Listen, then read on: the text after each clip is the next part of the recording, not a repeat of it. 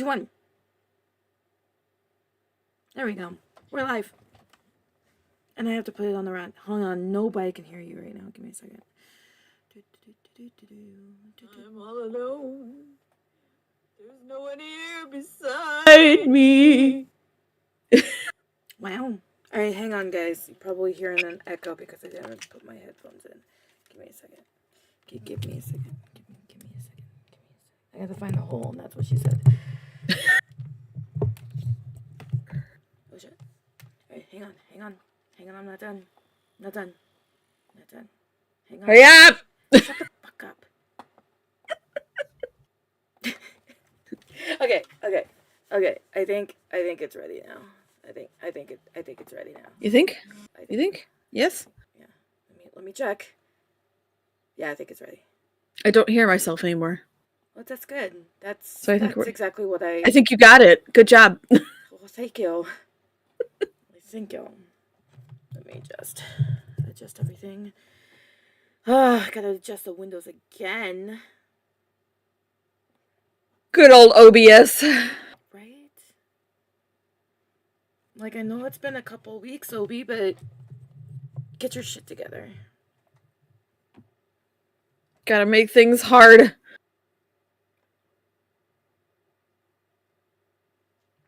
So, if I may get up on a soapbox for a second. Yeah. Pre-stream. This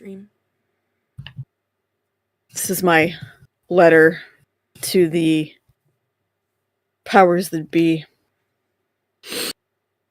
Dear Nintendo. Oh no. Are you looking for talent? Are you looking to expand your influence in the market? Because your competitors at Microsoft and Sony are royally fucking it up. And there's a host of talented people who were just recently fired and are looking for jobs. If you could please, pretty please, acquire the entirety of Tango Gameworks, I would really, really appreciate it. They would be such a good fit as a third-party developer for your platform. They're wholesome, lovely people. And oh, by the way, Sony fans in Japan, sorry, Sony has forgotten you exist. Must be hard. Ouch. End of soapbox.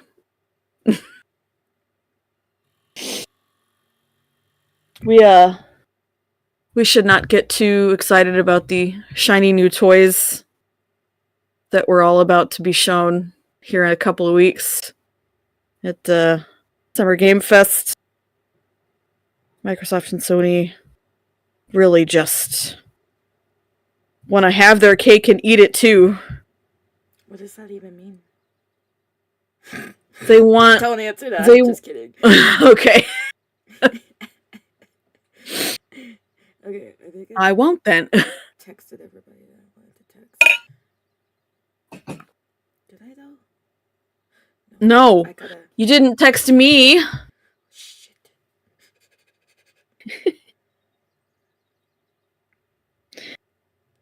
Oh, you texted... Oh, yes you did.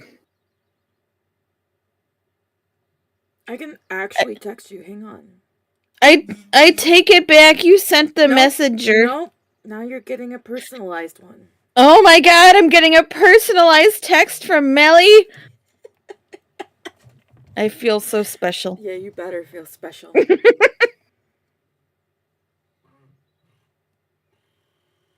Yeah, so Microsoft just let like a shit ton of people go. And Sony basically said, sorry Japan, we're out. What the heck? Yeah. That's so stupid. Yeah. It's really dumb. Especially when you consider where Sony started. Right. Where PlayStation started. It's not pretty right now in this video game sphere. Well, So, yeah, if Nintendo would like to acquire some people, they have the, there's a lot of talent out there right now. And I would really like to see them expand. could see them expand. Yeah, if you would just fill some of the gaps your competitors left. That sounds like a That- lot of work for them now. No, but it won't be. That's not a hard ask.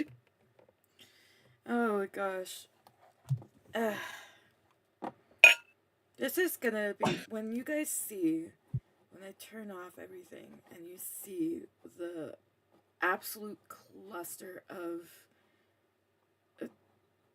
crazy happening on my screen. Is it a cluster? It is a very big cluster. In fact, Oh. I have to turn off layers just to know what's going on. Oh dear God. There's no hope for me.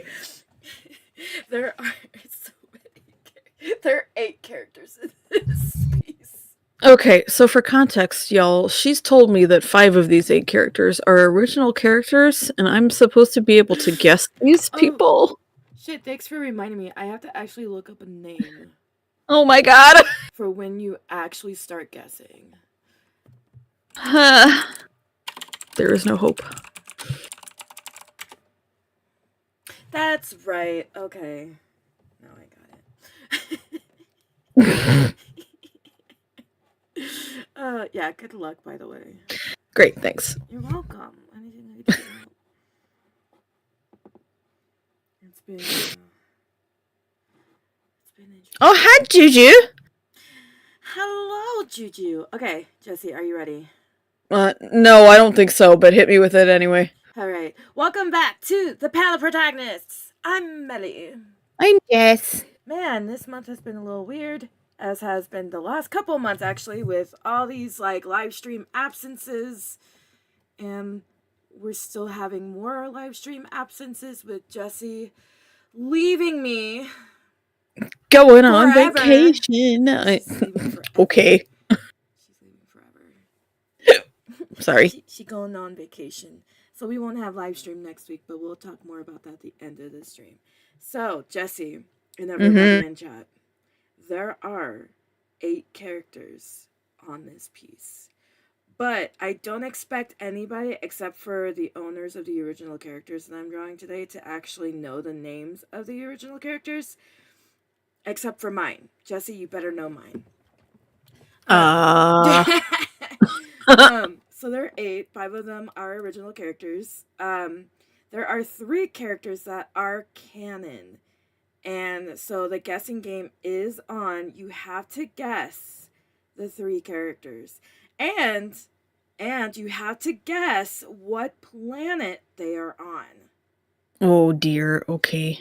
Which might be a little difficult because I didn't sketch out the details of the planet, but one of the characters should give it away. Okay. Okay, so with that, good luck to me. Is everybody ready to see the absolute shit show that is this art piece right now? Because oh my God, you guys. I tried to do She called it a shit show, and I have to guess all of this. Listen, so each character is a different layer because I like doing full bodies because I like doing ghost lines. Ghost lines are just lines that like are hidden. Okay, so I'm guessing what we're about to see is a shit ton of lines. It's gonna be a shit ton of lines, and I tried to make it easier for myself mainly to identify each character, but I just made it worse. So I made each You're right, alright, just go with it. Okay, everybody ready? Here we go. There are 8 characters on this art piece. Okay, yeah, I guess I can see 1, 2, 3, 4, 5, 6, 7. So, I'm going to take out the original characters. Okay, are you guys ready? Boom, boom, boom, boom. Oh! I lied apparently. There's only 4 original characters there are 4 canon characters. Okay. So I'm going to start with the canon characters first, because I Okay. know, like I said, nobody's going to get the original characters. And if you do, I'll give you 300 fucking points. How about that? If Oh you my can gosh. guess the name of the original characters in this piece, I will give you 300 points. I think they need more than 300 points if they guess original characters. Okay, if you could guess the original characters' names, I will give you 500 points per character. There are 4. So that's what? Like 2,000 points? Yeah. So, I mean, and if you're the owner of said original character and you say your original character's name, I'm not giving you points. So, don't cheat. Not that I expect either of them to be in chat today. In fact, one of them just messaged me and said that she can't make it to. I was going to say one of them I know for a fact is not here. Then that makes it 2. All right. Okay. Anyway, Jesse, you better get my characters though. Oh man. All right. The pressure. With that, Jesse, I shall hand it over to you. Okay. So whatever you feel like doing, I guess. So we're gonna start off today with just a quick little intro, because I like to do short little intros in front of all of our Star Wars topics just to orient people.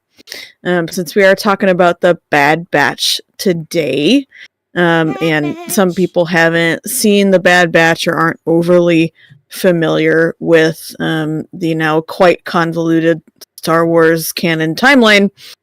The Bad Batch takes place immediately after the conclusion of the Clone Wars and the events of Order 66. It spans just 2 years, so it's a very short timeline, from 19 to 17 BBY, although the story of the Bad Batch as a team, so the story of the people begins before their title show. It does actually begin during the events of the Clone Wars and not after, though the show takes place after. Yeah, so the show takes place after, but you get a introduction to the team before one of their titular characters actually became a part of their team. Yep. During the Clone Wars, when they're trying to fight off Admiral Trench's droid army on an Axis. Yep. So, fun fact, Echo was not an original member.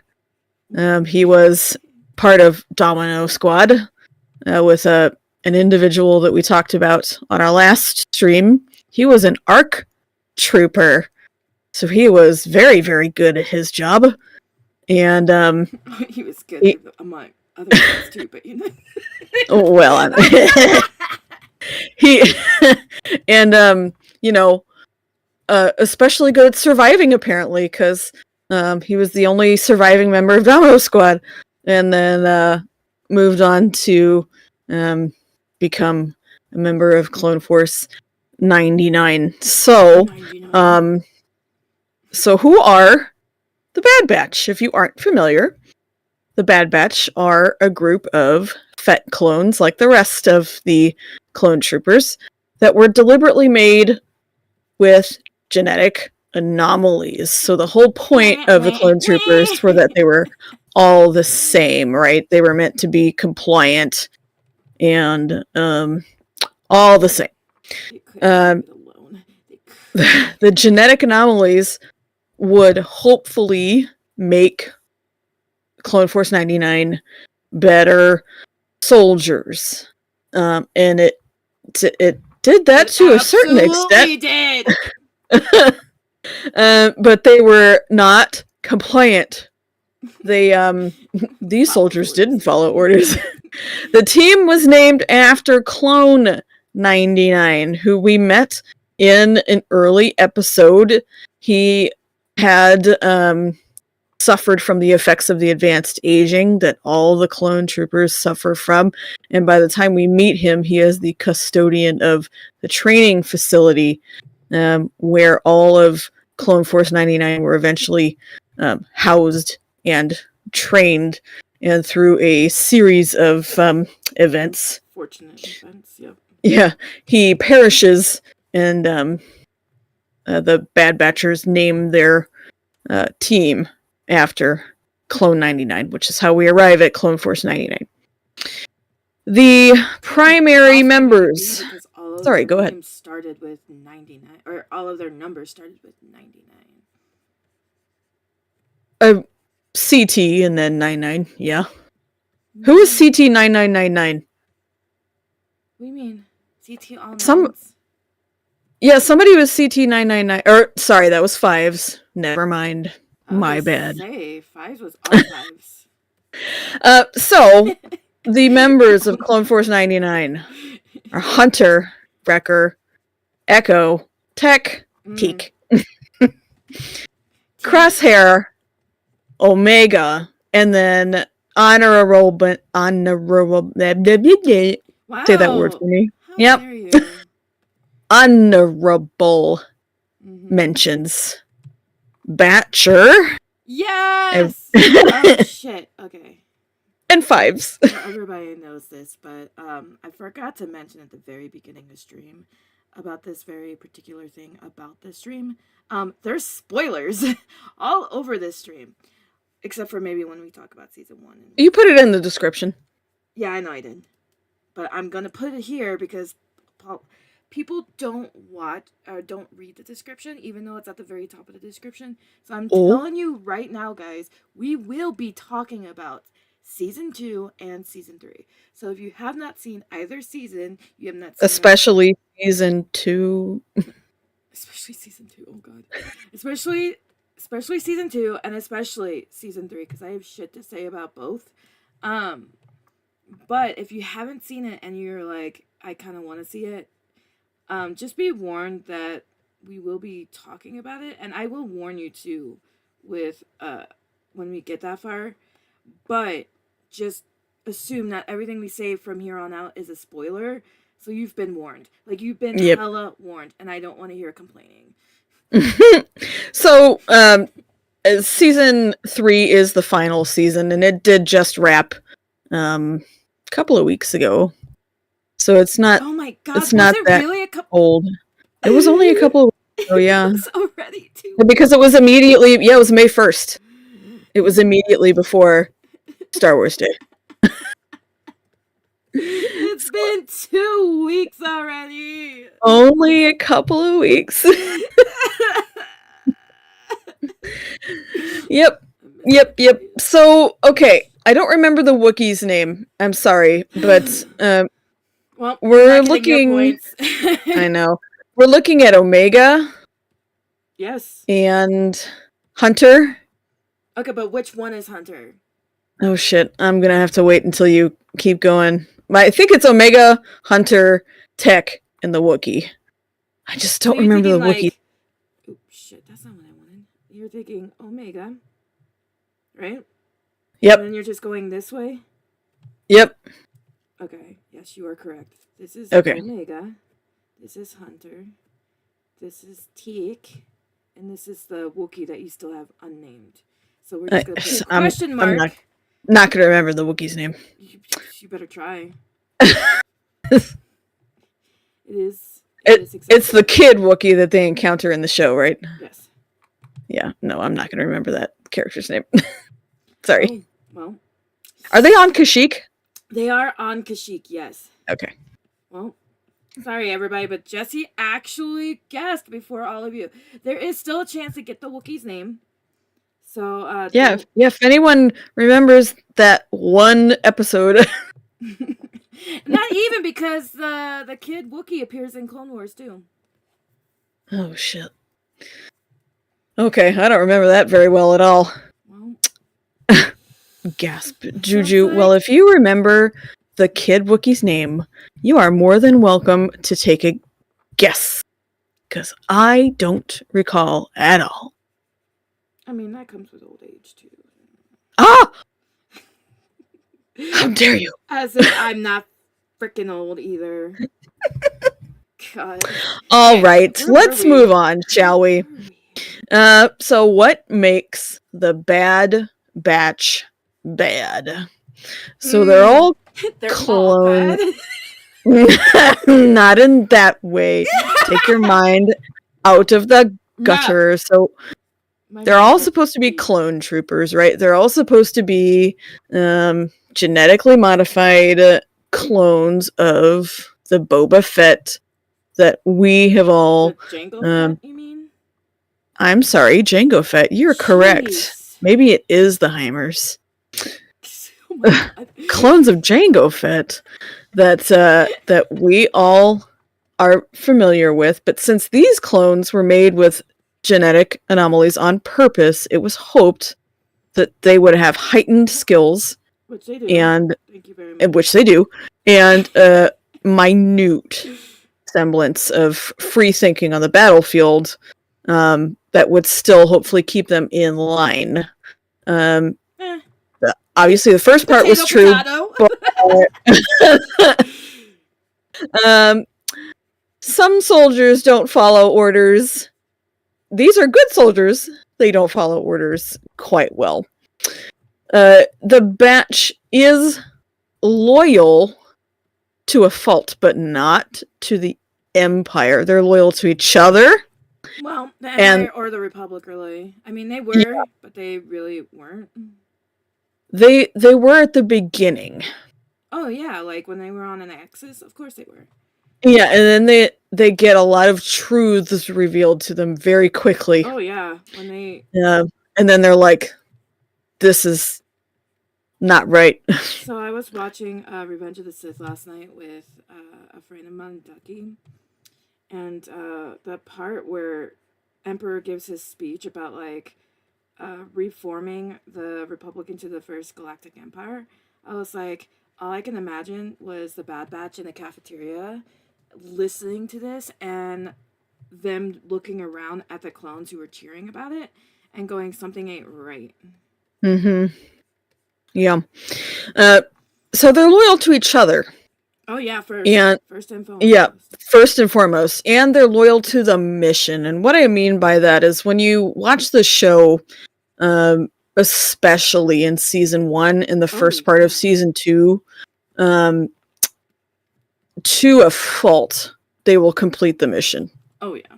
And they always do. That's why they're so desirable, because their success rate, like even in the Clone Wars era, their success rate was so crazy high. It was crazy high. It was super accurate. In fact, I don't think, unless the show actually mentioned it, I don't think they ever failed a mission until after Order 66. I don't recall the show ever mentioning it. Yeah. So I don't think they ever failed a mission. Yeah. That's like their one fault. That they're always throughout successful. Most of the story actually is that no matter what, they'll finish the mission, even if they don't have to, really.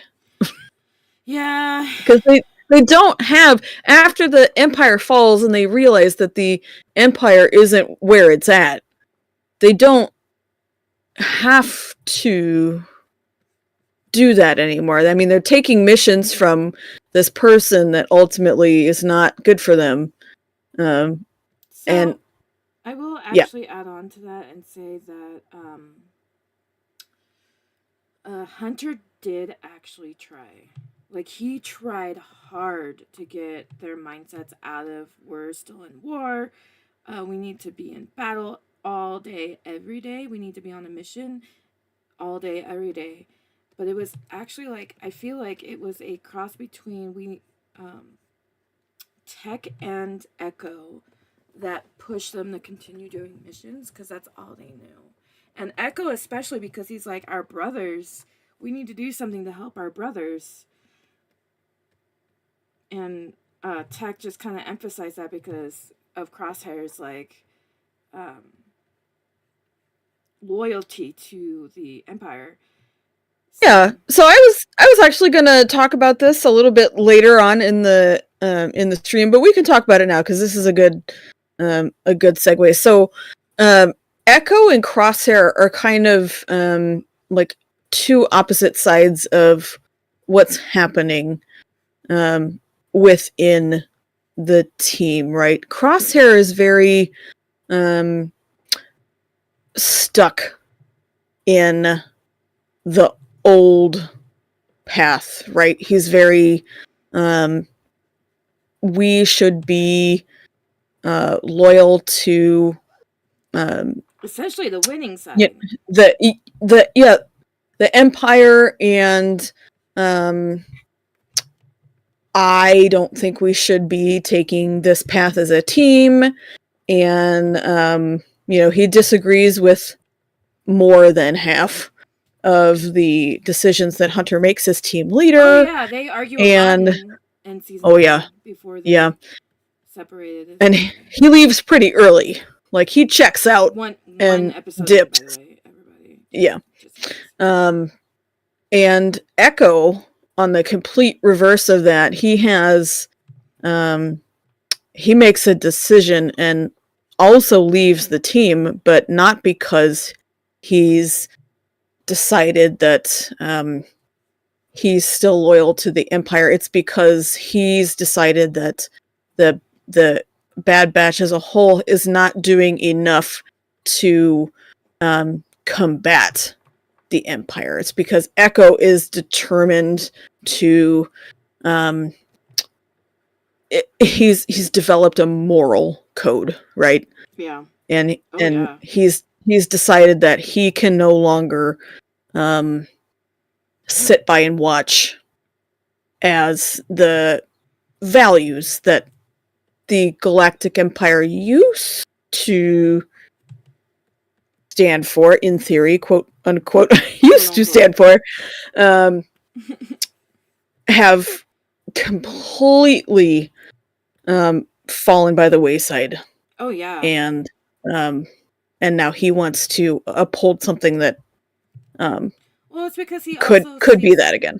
he sees his brother Rex, which is someone he admires. Even like back in the Clone Wars era, he admired Rex. So he wants to be essentially everything that Rex is.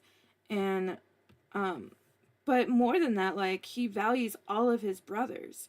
And the Empire, especially in what was it, season 2 when they no, it was season 1. It was like near the end of season 1 where they realized that the clone troopers are being decommissioned.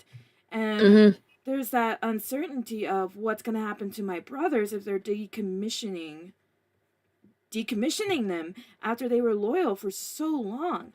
And so there was that concern. And I think really it was that episode that Echo realized there's a lot more happening and we need to do more and be more. And Hunter's like, no, we need to lay low from the Empire because they're after us. They're after the kid. And I just, gosh, it just leads to their downfall. But Yeah. So, a few tidbits on the story of the Bad Batch. So, like I said, it does take place immediately after the events of the Clone Wars. The Batch was able to resist Order 66, at least initially. There's a moment with Wrecker where he's still got his... Go ahead. So this is just my personal theory. This is not actually what actually happened in the show. But I think Crosshair also could not resist. But I think like even after his chip was removed, it still didn't matter because he was still loyal to the Empire. So I think there was a little bit of like that recognition that the chip activated with Crosshair as well. You just don't they don't confirm that because even after his chip was removed, he was still loyal to the Empire. So I think you are probably, yeah, you're on the right track. My little head cannon. Yeah, I think you're absolutely right there. Even though he did have his chip ultimately removed, he was still not willing to, or was unable to break out of this sort of brainwashing that he had been under. So it's a good thing you brought up Rex, because in resisting Order 66, the Batch was able to find Rex and have all of their inhibitor chips removed. And this is kind of where things really connect to some other existing Star Wars shows. Like Star Wars shows. Except for in the very, very beginning, the literal beginning. In one of the last episodes of the Clone Wars, I think it was, or a flashback in the very first episode of The Bad Batch. I cannot remember, because I always get the first couple of episodes mixed up. You see the battle that the Batch was in the Clone Wars, where I can't remember the name of the soldier kills their Jedi general, and Caleb is there. Oh, okay, yeah. So that would be Balaba's Clone Legion. Yeah. And I don't remember the name of the commander either, but yeah, that was all Bad Batch. That was the very first episode. Okay, that's what I thought. I always get them away. Because they're like interconnected. That's the problem. I know. Getting them mixed up is that they're interconnected. So we see this interconnectivity with some existing shows, and it was meant to be that way the whole time, by the way, because the Bad Batch is just kind of a connective show between it was supposed to answer more questions about Star Wars as a whole, and like what happened with Order 66 and what happened after Order 66, and you kind of see that glimpse there. So they save Caleb Doom, and as a consequence, they save Best Boy, Ezra Bridger, and then Ahsoka, and then so that's our connection to Star Wars Rebels and the Ahsoka series. And then after that, is when they return to Kamino, and they find out WTF is going on. Really? They're just like, oh, let's ask the Rex if they know anything about what's going on. And they're like, move over. And Tech's like, oh, they're normal as usual. There's nothing wrong with them. Yeah, so to kick off their entire story, basically, we get to see Admiral Tarkin's... Well, he's not an admiral at that point. He's governor, I think. He's a governor. Yeah, but it's confusing because governor is not a military position, so he's a I think he's just a general, but don't take my word for that because it gets confusing. It does. It's Moff.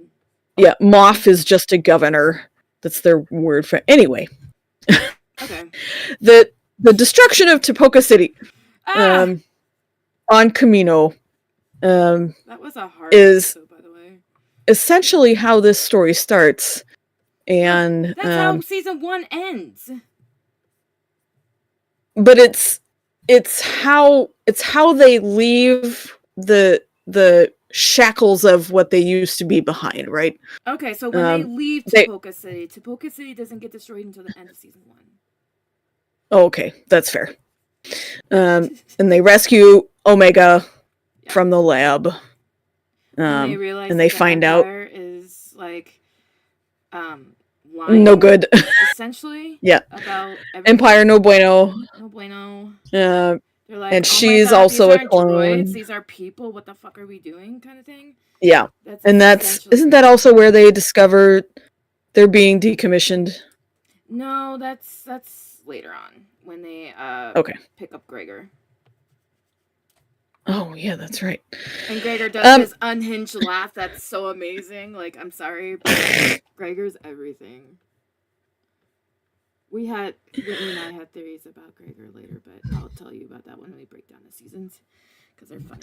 Well, actually, why don't you just do that now? But it's from season 3. Because I have a little bit of stuff to say about interconnectivity as we go through the seasons. But why don't you just go ahead and do your season breakdown, and I'll interject with things as you go on. Oh, season breakdown, huh? Okay, so season 1, by the way, was the best season.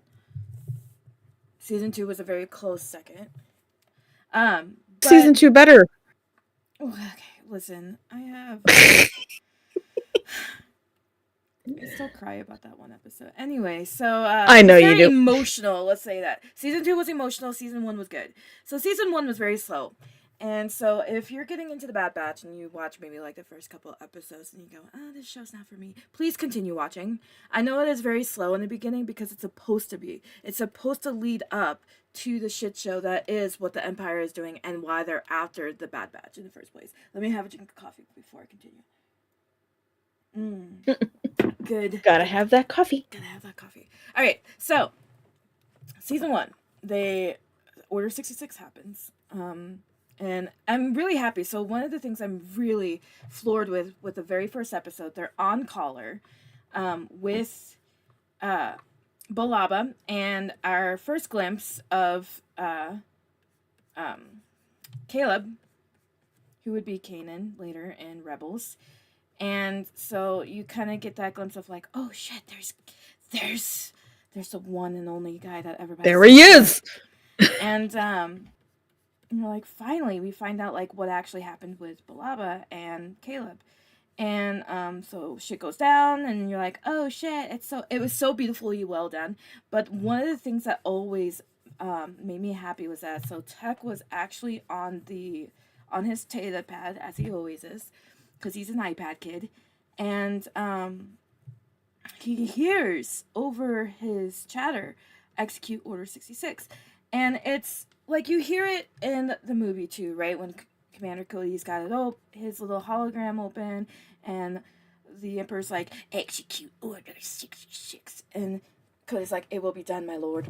And he shoots down Obi-Wan, right? But you get to hear it again, but through the comm chatter of the clones' headsets and their comms link. And I thought that was so beautifully well done. That was first episode. And then they go back to Kamino to find out what's all going down, and then Crosshair's like, we should do what the Empire wants us to do, and Hunter and everybody else is like, what the hell is wrong with you? And they have many different ideals, but they go on a mission, and it's this mission that really solidifies their need to defect from this new Empire.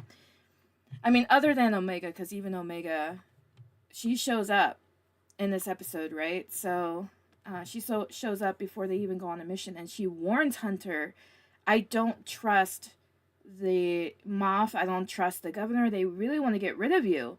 And at first Hunter's like, okay kid, whatever, like just thinking she's spouting off some kid nonsense. And it's this mission that really solidifies that, oh shit, she was right, the kid was right. And if she's right, then she's probably in danger too, because she's also a clone like us. And then Tech kind of just juts in like, she's an enhanced clone, but doesn't give specifics about why she's enhanced. Just that when they were talking about Nala Se that said there were 5 enhanced clones. Obviously, Echo is not an enhanced clone, so Tech already deduced that it was Omega. So Hunter makes the executive decision to go back for Omega, which is then like refuted by Crosshair, right? And so I can't remember if they actually have a fist fight or it was just like something that was supposed to be inferred that they were about to have a fist fight, but they get into it. And then right after that, it was just they go back, they get immediately captured, which then is rubbed into their faces by Crosshair, because Crosshair, he's salty. He's like, I told you so. Yeah, essentially. And so they get locked up with Omega, because Omega's also in there. She I forgot what she did. She did some stuff, and they're like, oh, just lock her in the brig, and that's what they did. So they're like, okay, well, we found Omega, so we can break out and get the fuck out of here, essentially. And because they are Clone Force 99, they've never failed a mission, right? They, Tech figures out that there is a weakness in their cell. Wow, woo, go Tech. Um, and they get Record to break it without alerting the Fox Squad. So the Fox Squad, guys, is the Coruscant Guard. So the guys with the red and everything that you see in both the movie and the shows. But The yes, Emperor's elite guard, not the Coruscant guard. The Senate guard, if you will. well, they're also called the Coruscant Guard. Oh, okay. They have many names, but they are an elite task of clones. That's specifically for the Palps. Okay, so gosh, this is just season 1. So they succeed without alerting these guards. They go back to their ship, right? Okay, so yippee, they're safe now, supposedly. And they get the fuck off the planet after Crosshair was taken by them and reconditioned, which is explained further, but essentially what had happened was that they reconditioned Crosshair to be more loyal, and they were trying to figure out if it would work on Clone Force 99, which is why they were doing the whole reconditioning. And so they had Crosshair go up against his brothers, and he did. He, with no remorse, actually, went up against his brothers, and, well, he lost because obviously they left Camino. And then, so the next few episodes after that is just trying to lay low. They're trying to find a place where they can just not be detected by the Empire. They're trying to figure out different planets. They don't have any of their resources, so they're kind of just like stuck. And they're running out of money. Yeah, so that's also like other things that come into play. Is the fact that they're got no money, so they gotta go places and get money, which is why they end up at Sid's later. So they go through a bunch of different planets. They tried to get rid of Omega once, and Omega's like, no, fuck you. And they're like, you know what? You're right, kid. And they keep her. So, Keeper is a hang on. Small tangent. Keeper is a very good description of what they ultimately do at first. Because she sleeps in this tiny little cargo hold. No, it's a gun room. She sleeps in the gun room. Yeah, it was the gun room. This tiny little space. She's like curled up in a ball the entire time she's in there. Yep. They just begrudgingly kind of let her stay on the ship. Well, I mean, they're not gonna like get rid of her because they already know, like, she helped them like escape. So there's a sense of kinship right there. If she didn't make them, they would never even acknowledge that she was there for the first couple of episodes. Well, okay, so yeah, if she didn't make them and give Hunter that warning and Hunter didn't come back for him, she never forced them. I mean, she was like, I want to go with you, and Hunter's like, no, kid. And then it was like, Hunter goes, oh shit, her warnings were right, we should have paid more attention to her. And that's when they go back for her. So I wouldn't even say it was forced so much, it was like persuaded in a very like indirect way. Because, I mean, I'm sure Omega would have found a chance to get there, but she didn't know they were going to come back. She had no idea. She just kind of like hoped they'd come back so that she can see them again, at the very least. There was no, she had no idea they would take her along and like be a part of the team. And the whole gunroom thing was actually given to her by Wrecker, who made it for her, because Wrecker is big brother energy, okay? Oh. So, I'm very passionate about this. Okay, so season 1 is just them bouncing from planet to planet. They eventually hit up Sid's place on Ord Mantell. And Sid's like, I can offer you protection in exchange for a mutually beneficial agreement of you guys doing missions for me like mercenaries. And it's so funny, that episode is like, they had no idea what the terminology mercenary meant, because they were so used to being soldiers. So when they were told, you know, you'll be mercenaries, they were like, what the fuck is that? And so that gives you an introduction to Sid, who later becomes a bitch, and we all hate her. Not as much as Hemlock, I would think, but or Saw Gerrera. Everybody fucking hates Saw Gerrera, and we'll get To into be that in season honest, 2.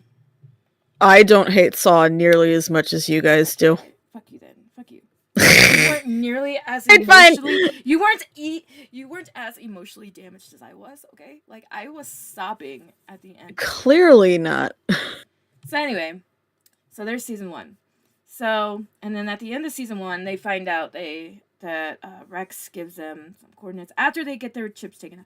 Damn, I am bouncing around. Okay, so they get their chips taken out, which gives you your first glimpse at Rex post Order 66.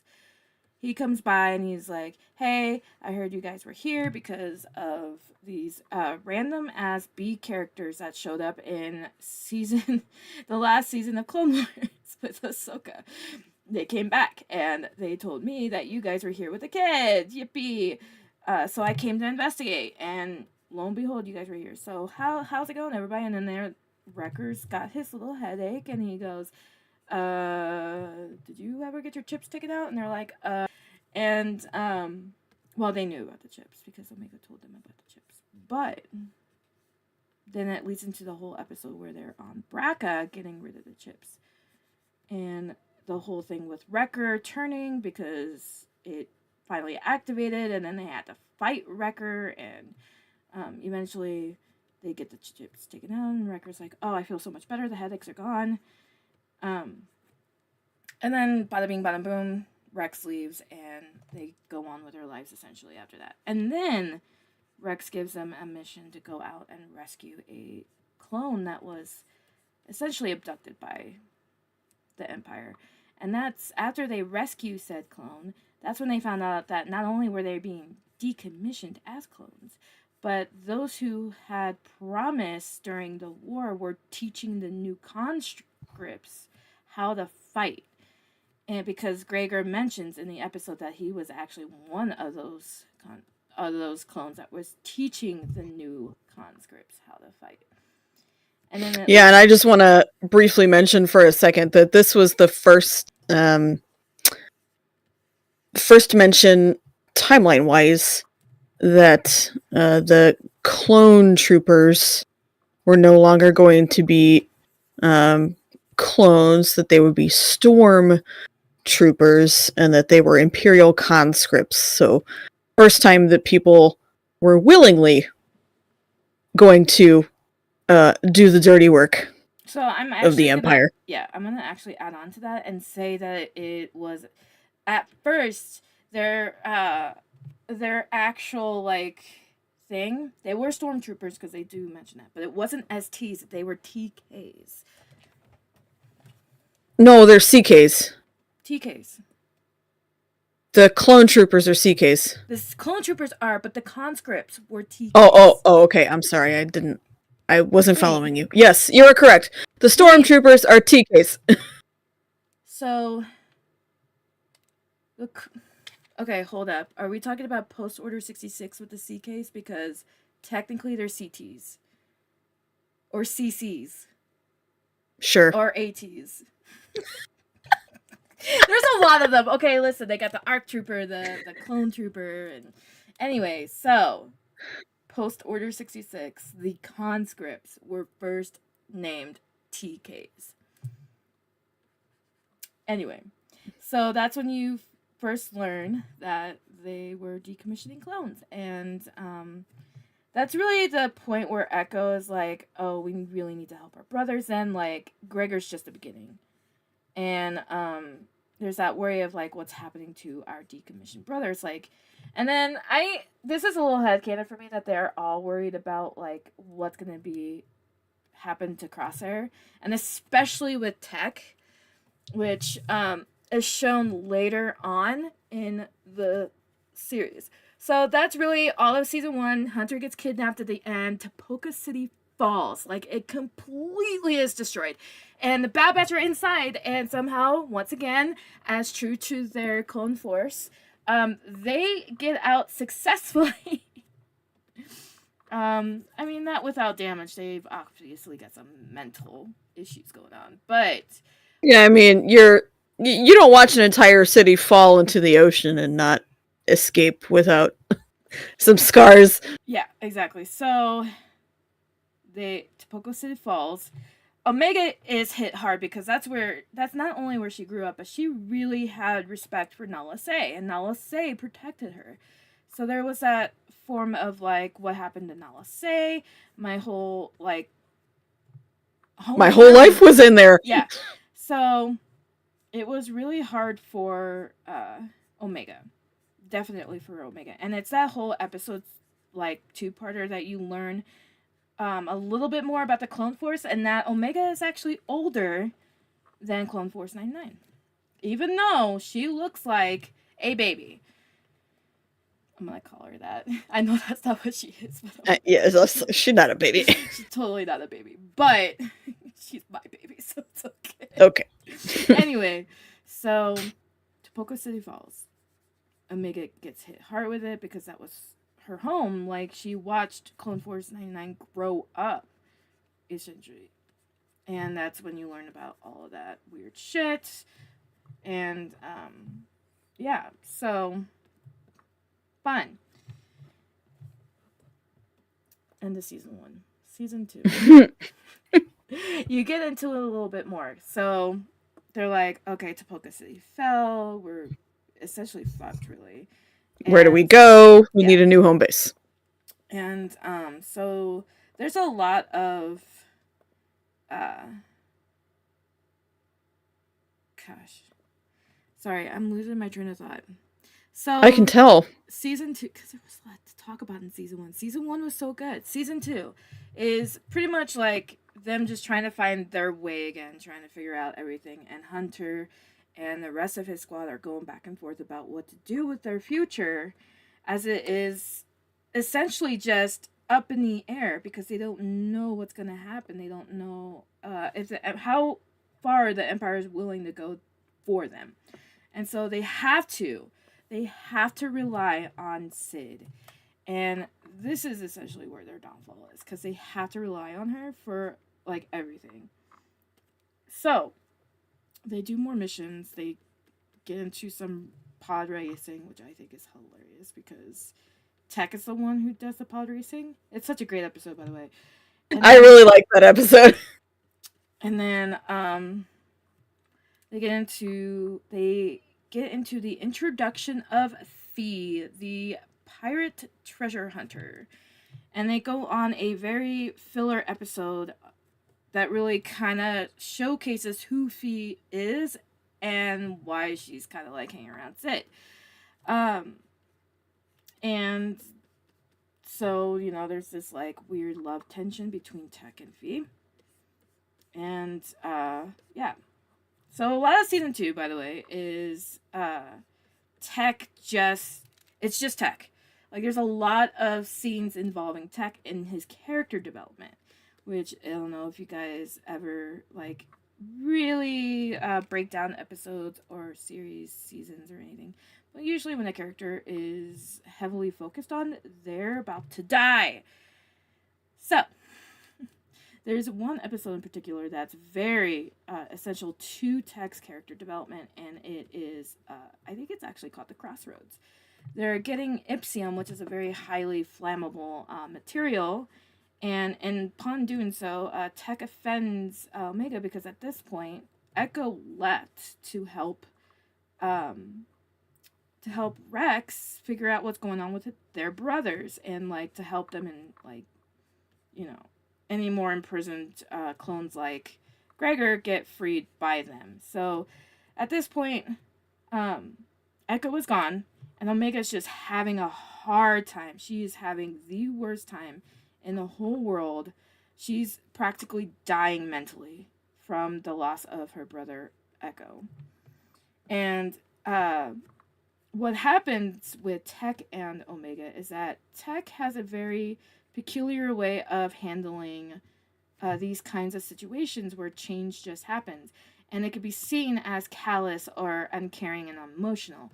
So one of the reasons why this episode was so important, especially to neurodivergence and with people on the autism spectrum who also have a difficulty trying to show emotion or describe emotion or any of that, it was very eye-opening to see Tech try and like describe all of this to Omega, who's breaking down. So that episode was very important, and it was that episode that I realized what was happening to Tech, and I almost cried. And and then the rest of it, season 2 is just more Fee and more Tech, and they go on a very fantastic planet. It's a tropical planet called Pabu, where they're like, oh my god, they get a taste of like what real community is, like what it would be like to settle down and have like some semblance of normalcy in Home. their lives. Yes, home. And so Hunter's like, you know what? This is actually pretty good for us. I think it'd be good for Omega. She's got a new friend, which is essentially the mayor's daughter, Leanna. So they get, that glimpse, and Hunter's like, we should just stay here. And then they're like, Echo eventually comes back when they get a weird transmission. Bum, bum, bum. They get a weird transmission. It is from Crosshair because, lo and behold, this season is not all about Tech. There are Crosshair episodes, and it shows... I know I'm bouncing around. It is very hard with my ADHD. No, I think it's funny that you think most of season 2 is about Tech. It is, though. Okay. Whatever you say. Okay. I mean, you can have an opinion and still be wrong. Anyway, so where was I? Okay, so there are episodes with Crosshair, and these episodes are also important, just as important as the Tech episodes, because it shows Crosshair starting to question if he made a mistake. Bum bum bum, which he did, but that's okay. We love him anyway. But in the beginning of season 2, when you get the first episode or 2 of Crosshair, he's still in his, like, the Empire's always right, like, we need to just be compliant with them and just be on their side because they're obviously winning, they know what they're doing, we don't need to question them. But then there was a couple episodes in which, especially with the Cody episodes, in which Crosshair starts to think, maybe this is not, maybe right. Hunter was right, And so eventually he does actually defect. Dun dun. Nobody saw that coming, right? So Crosshair defects in the most spectacular way, by the way, because he shoots a commanding officer after he watched someone he would call a reg. He doesn't like regs, so someone he called a reg die due to the Empire's negligence and just lack of empathy. That's what it is. A lack of empathy. And so, because of this revelation, Crosshair goes, they really don't care about us. They really, truly do not care about us. And I think I made a mistake. And so after he shoots the commanding officer, he's arrested and he's brought to Hemlock's lab. And it is our first introduction to Dr. Hemlock. And this is important later in season 3 for why he's so damn important and why. And I just want to I'm going to interject again real quick. The Hemlock's lab is in a place called Mount Tantus on Wayland. And Mount Tantus is mentioned before in one of the in one of the books. It's one of the Heir to the Empire books, yep, I think. Sure is. You know why? Because Thrawn used it. That was such a great book, by the way. I highly recommend the trilogy for Heir of the Empire because it was very good.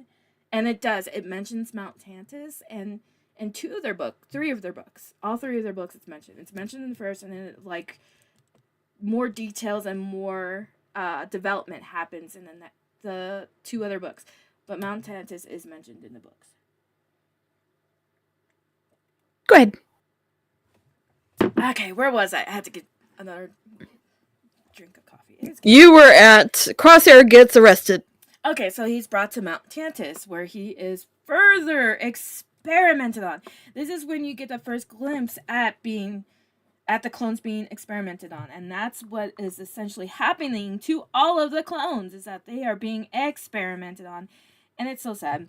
And that's kind of like what Echo was afraid of. No one knows at this point that this is what is happening to the clones, except for the clones that are actually in Mount Tantus. And you don't really know why until season 3 why these clones were like being experimented on and used and all this and that until season 3. So clones are in Crosshair's in Mount Tantus now, and he attempts an escape. And this is where he gets on the comms, essentially, and he's like, you know what, like, I really burned the bridge with my brothers. There's no going back. They're not going to take me back, but I can protect them further. And he initiates Plan 88. I think, or Plan 99. No, not Plan 99. Not Plan 99. It's like Plan 88 or Plan... Something like that, yeah. It means to go into hiding. It's, so that transmission goes, right?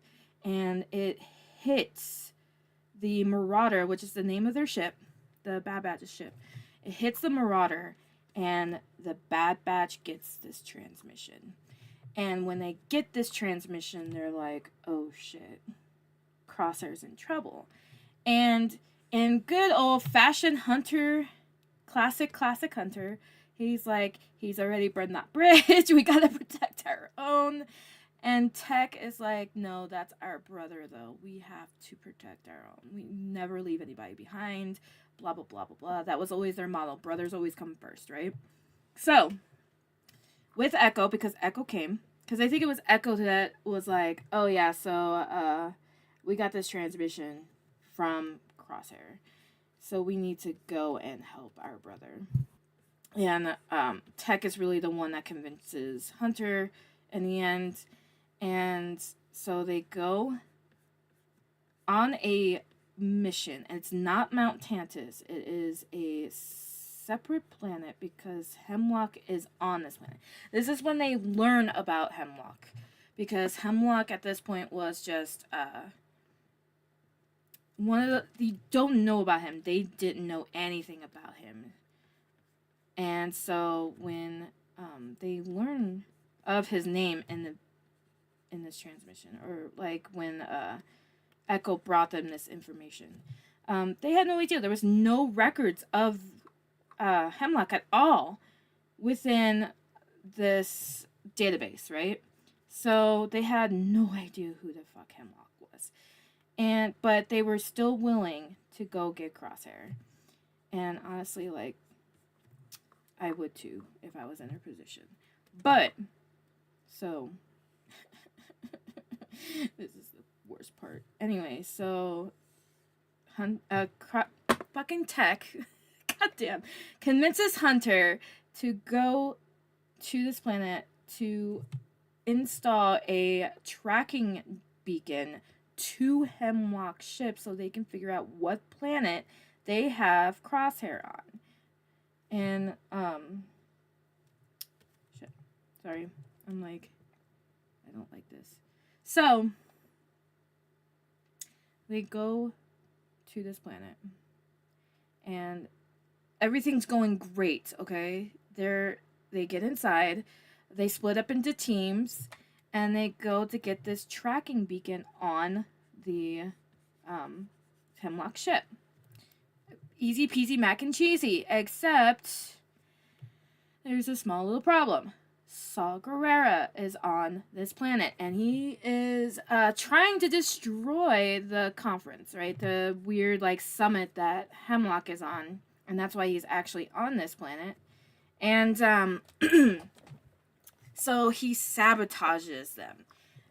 Completely, utterly sabotages them. So the ship that they were supposed to follow gets blown up along with the conference. And they're trying to get out. At this point, they knew Saw Gerrera was going to, like, sabotage them. They tried to leave. And the only way in and out that they found was through a tram car system, which is suspended over a very foggy, hazy, like, canyon, right? Chasm. Yeah, there you go. The void. You don't know how deep that is. So they're like, well, shit. And then of course, something bad happens. The tram gets, the tram gets stuck because they knock out the power because of the explosions happening, and so they're stuck. And the only way they can get forward is if Tech hacks into the main system of the tram and operates it again. And so while he's doing that, they find them, right? Because they're enemies. They've always been enemies, but they're also targeted by Hemlock.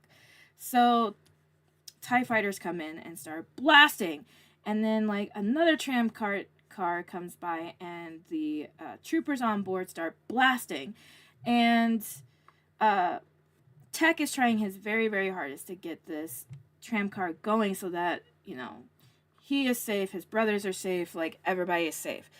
And upon rushing back to the main tram car as he successfully hacks into the system, one of the tram cars that they were on, because it was a multi-car system, one of the tram cars gets disconnected because it was blasted. The connector was blasted. And because of that, the shock of the explosion knocked Tech off. And he is dangling by this dangling tram car. And in his final moments, he goes, Plan 99, when did we ever follow orders? And he shoots the last connecting piece of this tram car and falls to his death. And then, because of that, because the dead weight is now gone, the tram car that the rest of the batch are in, gets connected back to the railing, and they speed off. And I'm talking speed off because they couldn't stop this tram car, and they crash. And somehow they live because, of course, they have plot armor.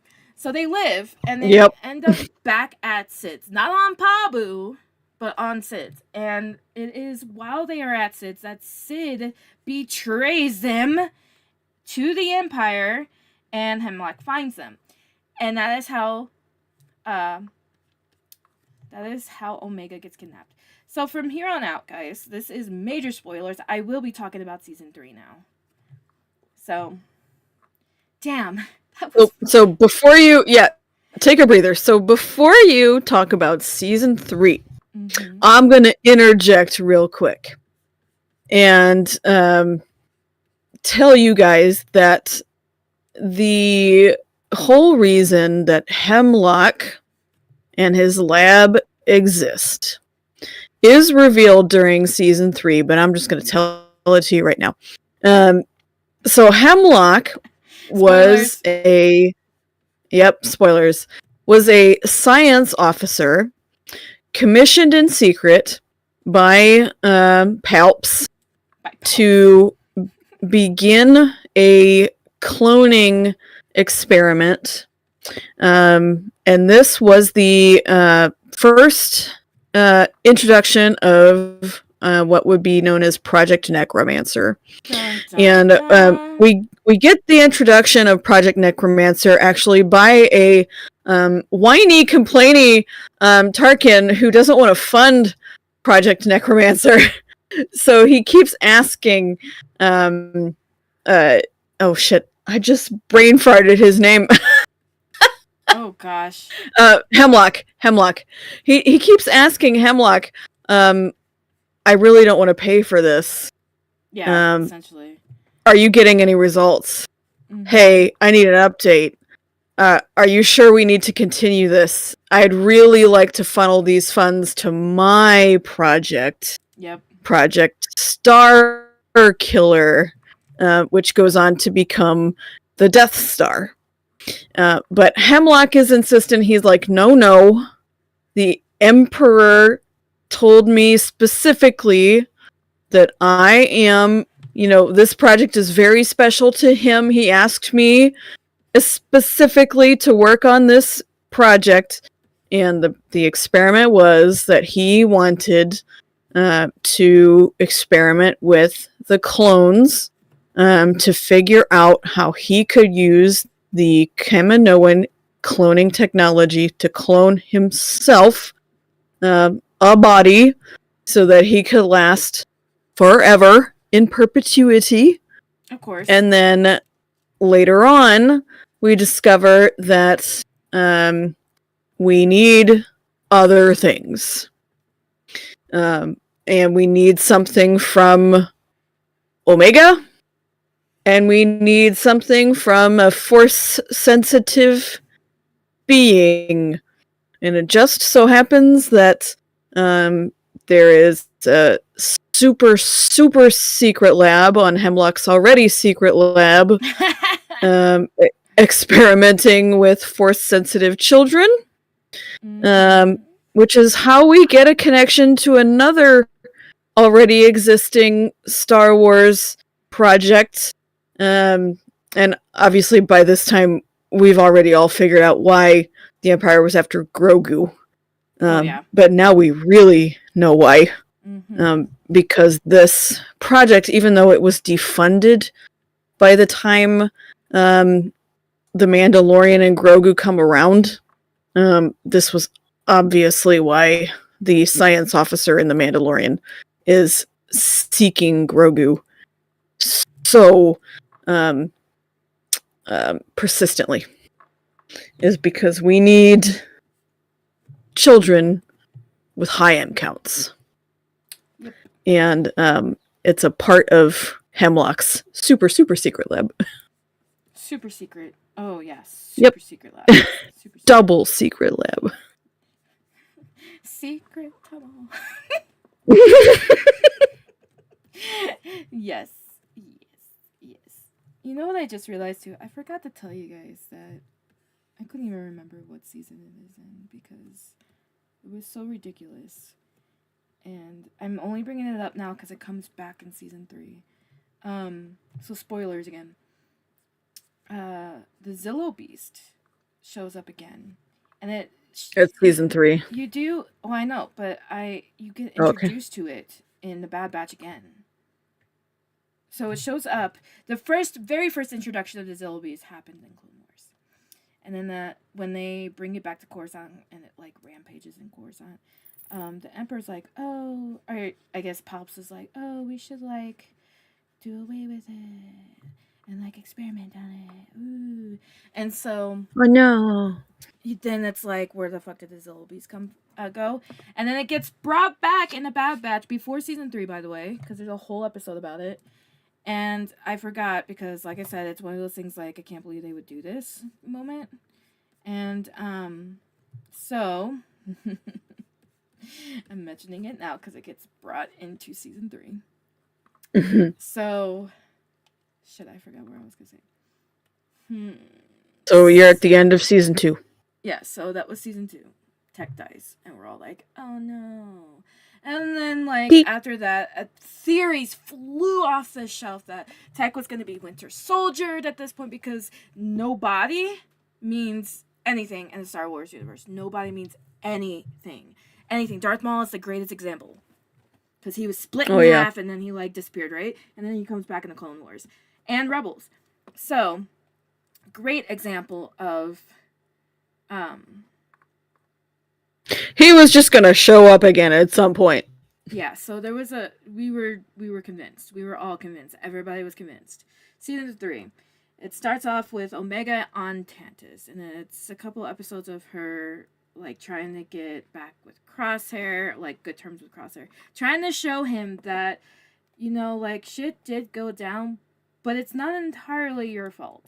Like the Empire fooled us all, including you, so you don't need to like and you had the chip and all this. Like, she was trying to convince her brother, even though at this point Crosshair had already succeeded his life essentially. Oh yeah, Crosshair's like the most downtrodden, beat down version of himself that we're ever gonna see at this point. Yes, exactly. And so he's already convinced himself like he's ready to die. He's done. He's done with life, and it's the saddest thing ever. By the way, makes me want to hug him. Anyway, so Omega's trying to like get him to see that there's more to life than just like what had happened, because she's trying to convince him, you know, it's not your fault. Like the Empire fooled all of us into thinking that they were good, and they're not. and Crosshair's just not having it. So when the escape happens, because it happens, Omega brings Crosshair. She helps him escape. And Crosshair is like, there's one part of him that wanted to escape with her. Probably more to like be able to try and apologize to Hunter or his brothers, but then that never happens. Anyway, so, and one part, like, he just doesn't want to deal with it. He doesn't even care anymore, but Omega's trying and he wants to try. And I think that's where his mindset at that point is. So after they escape, it's like 3 episodes in, by the way. They escape and they end up with Hunter. So Hunter, after that, it goes into like a couple episodes with Hunter and Wrecker, and they're mercenaries trying to figure out where the fuck this planet that they have Omega on is. And they get like random clues. They end up with the Pikes again at some point for one of the missions, the mercenary jobs that they took on. They find younger clones, which is big because when Order 66 happened, you knew there had to have been like young clones that were, Still out there somewhere. Yes, training. So it was a big deal. Like, you found out that some did escape, but not all of them. And so so you get that like little bit of closure about like what happened to the younger clone troopers. And then so they have an episode about that, and then they take those young clone troopers, I think, they were in cahoots with Rex. In a, I'm gonna say superficial, that's not the word I want to use, but I mean, they weren't like working directly under him, so yes. So after those like episodes where you find out like what Wrecker and Hunter have been doing while Omega is in on Tantus, and by the way, 6 months go by on Tantus between the end of season 2 and the beginning of season 3, and I only know this because Whitney and I paused the show on the first episode and counted, because Omega did ticks for each day, right? We counted them. You would. And we figured, because we were curious, so for obvious reasons. So yeah, so about 6 months have passed by the time season 3 starts. Okay, so gosh, it's only 2 years of the show, so a quarter of the show takes place in a jail cell off screen. Yeah, so but it's so funny because it's only 3 episodes, right? So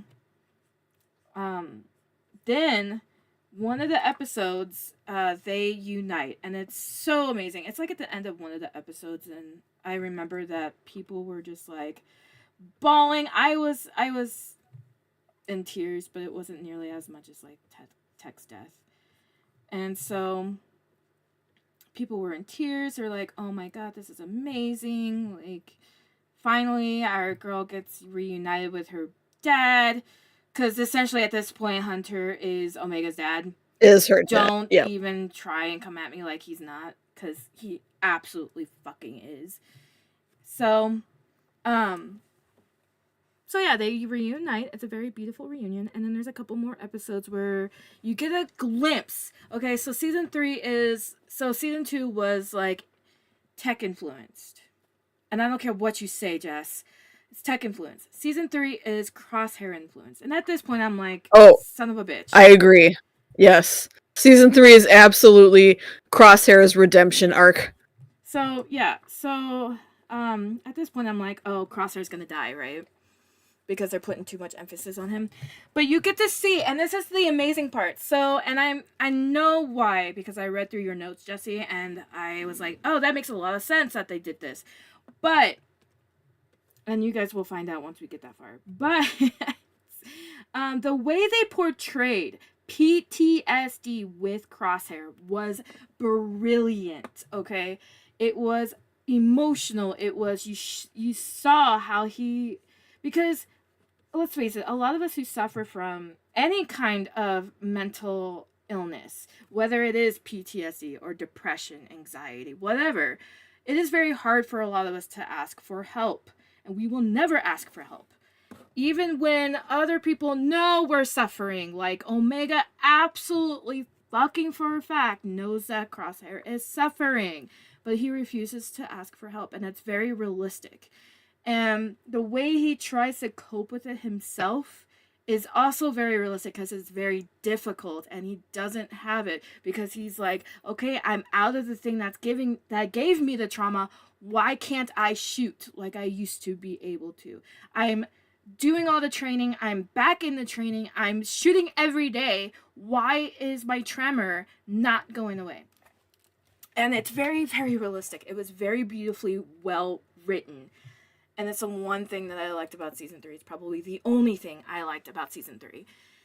So, you get a glimpse into how Crosshair is dealing with his PTSD. You get a glimpse of how he interacts with his brothers, because that's very important. The way he interacts with his brothers shows like he's trying, but it's like there's a lot of animosity between him and Hunter because Hunter hasn't forgiven him. That is one of the major things with Hunter's relationship with Crosshair, is that he hasn't forgiven Crosshair for all of the transgressions they had to deal with, all the heartache and pain they had to deal with, especially with Tech's death. He has not forgiven his brother for what happened, and that's very And I showing. don't think she trusts him either. Oh yeah, because you don't know. And it's so funny because I think about this after rewatching the whole Echo arc on Clone Wars. Hunter wasn't trusting of Echo either. And it's like it's a repeat because now it's like it's Crosshair, and there's that for me there's for Hunter, because when I was watching it you could kind of sort of see it.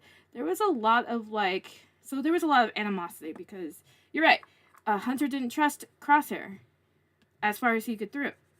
So he wasn't sure if he was going to take Omega, and he wasn't understanding why Omega was being so sympathetic with him after what Crosshair had done. But he was like, Hunter was trying, and it was because, face it, Crosshair is still his brother. Even if he did all these horrible things and essentially got Tech killed, he was still Crosshair's brother. And it was very hard for Hunter to come to terms with that, too. So there was a lot of animosity because neither of them knew how to fucking, express their emotions. and just watching them. And Wrecker, poor Wrecker, he's Wrecker. He's the most immature of the bunch. But he's probably also the most emotional of the bunch. So it was very hard to kind of see like how he was feeling, but there was also a little bit of animosity with him and Crosshair, but he forgave Crosshair a lot quicker than Hunter did. And you can see that too, because Wrecker, during one of the episodes, at the end, he goes up to Crosshair and Hunter and hugs them both. So, yes. And then they're being chased by Clone Assassin X. Named And it's worth it at this point that everyone and their mom thought Clone Assassin X was dick. Yes. Because... And then, okay, so this is crazy. So Clone Assassin, by the way, this is also another problem I have. Clone Assassin had like maybe 6 episodes of appearance out of the 15. He was not in a lot of these episodes, okay? So, but he was in a lot of the beginning episodes because you get a glimpse of the Clone Assassins, like episode 1. And then he dies and you find out, oh my gosh, these Clone Assassins are clones. And that's kind of like where it was going with the Clone Assassins. And then Clone Assassin 2 came out. And everybody, oh my god, everybody, because I was in a huge Star Wars server at this point. Everybody thought it was Tech, and they broke it down. Everybody. They broke it down. They're like, you know the way he guy does this? talks like Tech. He talked like tech. He walked like tech. The way he looked at his data pad was tech. The way he grunted was tech. The way he did things was tech. The way he shot, the way he fought, everything. They broke it down. I'm telling you, the Star Wars fandom is crazy, but they broke it down. And they're like so convinced. I was convinced. All of us. I was convinced. Fucking convinced. And I'm at this point, I'm still convinced that it was. But we'll never know. We'll never fucking know. Oh, I know now that it wasn't, and I know that it was just Dave trolling us. He wanted us to think it was Tick. There's a lot of things happening in season 3. But to break down my disappointment would take a whole other fucking stream. So anyway, there's like 6 episodes of Clone Assassin, right? And everybody was like so convinced it was Tech. And that's all you needed to know about that. Because after that, you don't really see Clone Assassin again. And then you learn more about like till like the last 2 episodes. Yeah, and then like there's a whole fucking squad of them. All right. Yeah, there's a whole bunch of them that. So after they go through that, and you get like a glimpse of the Clone Assassin, and you start making your theories that is completely wrong, by the way, but it's okay. So was everybody else's theories. I was gonna say I lost you for a good like 5 seconds there. That was I apologize, everybody. I disconnected apparently. It did say that we're reconnected, so I'm hoping that it's still there. Anyway, so that's the last episode you see the Clone Assassin. And so your theories of Clone Assassin are essentially dog water at that point because he doesn't appear again and you're just going to have to fucking deal with it. So anyway, it's like the guy from Ahsoka poofing away into a green fart. Oh, and you never know who he is. Yep. So, the episode continues. The series continues. Omega gets captured. You get a glimpse of these Force-sensitive children, right? And in that whole little arc where she's like, "I'll get us all out of here. Watch me." And the kid's going, "Holy shit, this is our Messiah." And and then you get more of that. But so all the while, Hunter's trying to figure out where they are, and they got like these random ass leads that Crosshair's like, "Okay, yeah, let's go." And there's like so many hints that Crosshair went through some shit, and you think that there's going to be episodes where it kind of describes the kind of shit he went through, other than, you know, the obvious brainwashing, because that happened, and the conditioning and everything, and how painful that conditioning was. But in season 2, you actually see things that were injected into Crosshair that wasn't just taking his blood, and you never find out.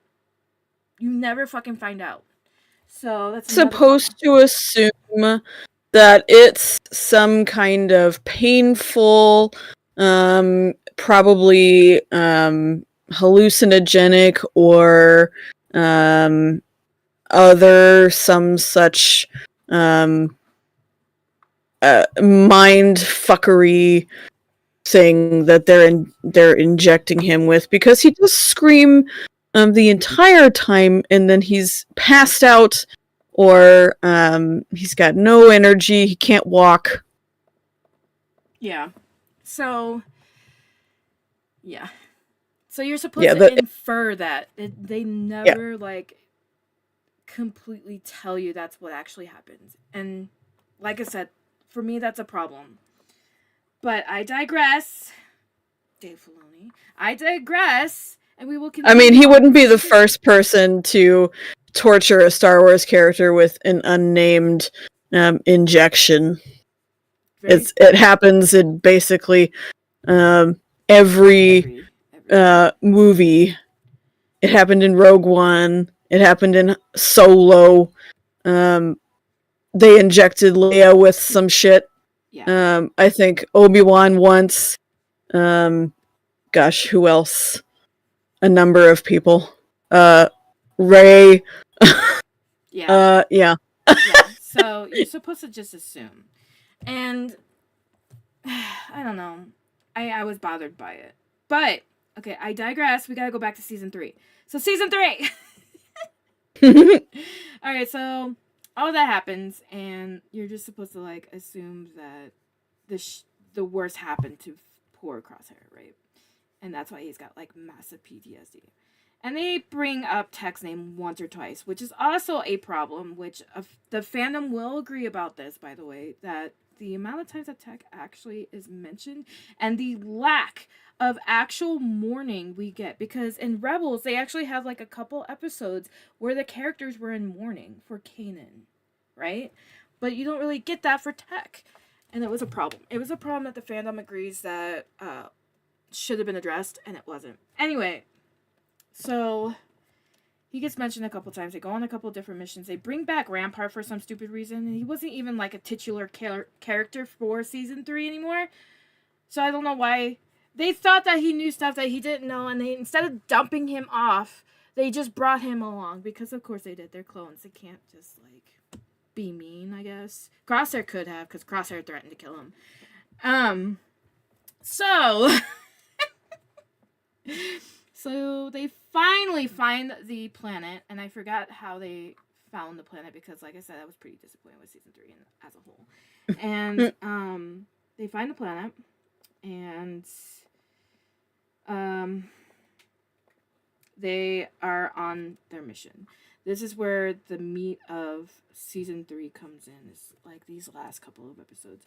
But they were filler episodes, so of course they didn't have like any real meat.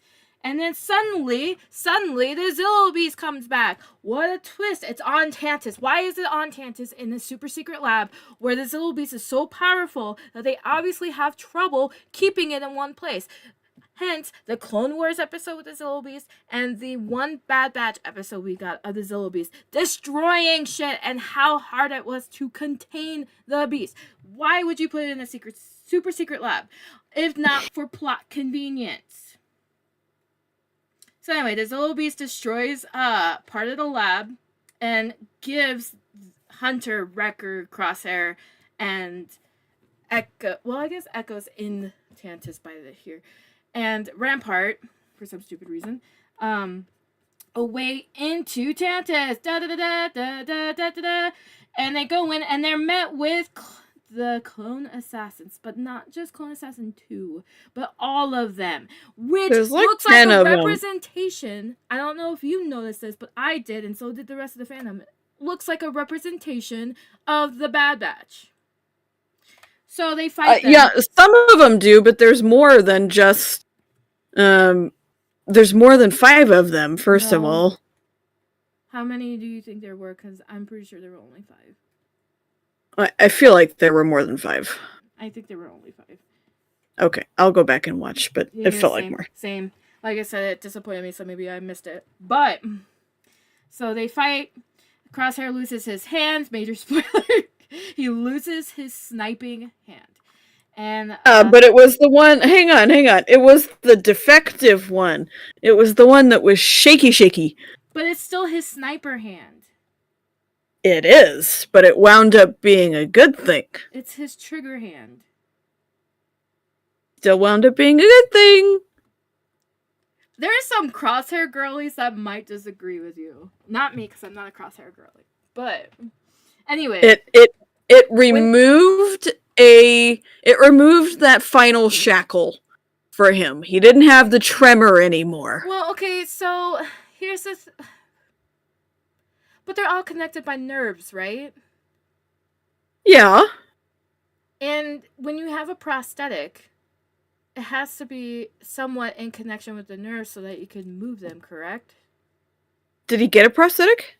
I would assume he got a prosthetic later in life, but I mean, not during this episode, obviously. Okay, so the rest of the show, he just has a stump. Well, yeah, because you only see him on Tantus, and then it goes immediately into the future where it just shows... Oh, okay, so for the narrative's sake, for the narrative of this character... I did. For the narrative of Crosshair's character, it was a good thing for him, because that hand he couldn't get it to stop shaking.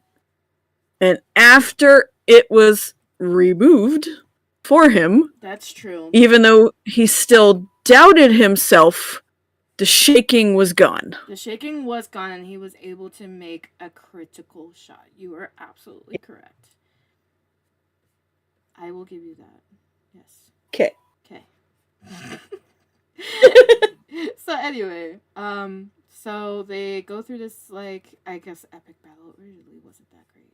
They go through a battle with the clone assassins, and then they meet up with Hemlock, who has Omega in his arms. And he's like, you're not gonna kill me because I have her. And then, like, Crosshair's like, watch me. And he's like, can I make this shot? And they're like, yeah, you could totally make this shot. And Crosshair's like, yeah, you're fucking right. I could totally make this shot. And he makes Hunter's like, just trust the kid. She knows what she's doing. Shoot at her. Yeah, right? And so he makes the critical shot. He gets the critical shot. He frees Omega, and then they blast immediately. This was the greatest point of this episode. It was a highlight of the entire episode. They blast several bolts into Hemlock. Several bolts. And if Ducky was here, she would be talking about this, so I'm going to talk about it in her stead. But she made an edit on TikTok. That's the greatest edit. I want to save that edit so much in my phone. It's an edit of that scene where he's getting blasted several times, but when he falls, because Hemlock falls, of course he does. He falls. It's the sound bite that goes, wee! It's so fucking great. I love that edit so much. Anyway. So, Hemlock finally dies! Woo! And the day is saved, and they escape Tantus and go back to Pabu, where they live out the rest of their days. And we find out that when Omega is older, she goes and becomes a fighter for the rebellion. The end.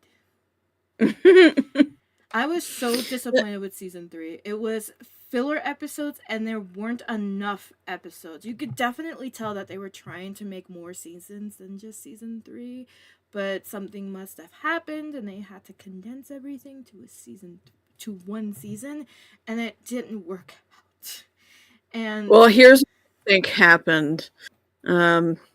Dave is now, he's now got more responsibilities. He's focusing on that movie. And probably also Disney decided that there wasn't enough viewership on the Bad Batch. Which makes me very sad because, like, I mean, I see it everywhere, but that's because, like, everything is catered to... You're looking for it. Yeah. So it's catered to me. But it's just like, damn, that was so good. Like, you got to learn about the Clone Force. And then everybody was going on about, like, how this is the last of, like, the clone era, and I really don't think it is. I think because they're making too much money off of it. So we will probably get another clone-based whatevers in the future. Maybe not like the near future. But in my opinion, this is probably the last of the clone era's thing for a while. Disney has been making moves to suggest that they are moving away from this era of the timeline. Obviously we're getting the final movie that... Oh, damn. What? Okay. Nothing. Okay. We're getting... I'm watching gymnastic at the same time I'm doing this. Wow. I know. Multitasking over here. How could you? So we're getting this movie, right, that Dave is doing that's going to wrap up the story of The Mandalorian and Ahsoka and... Don't mind my tippy taps. Just okay. Talking. It's a... that he's wrapping up with this one that I can't remember off the top of my head. And then we're getting...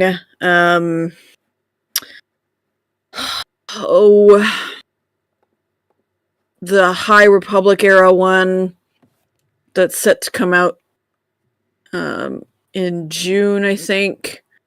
And then there's that show with Jude Law that I'm a little unclear on what era that's supposed to be in, honestly. But I think it's after the Clone Wars era. I think it is probably shortly after the rebellion has ended, but I'm not entirely sure. It's not been said.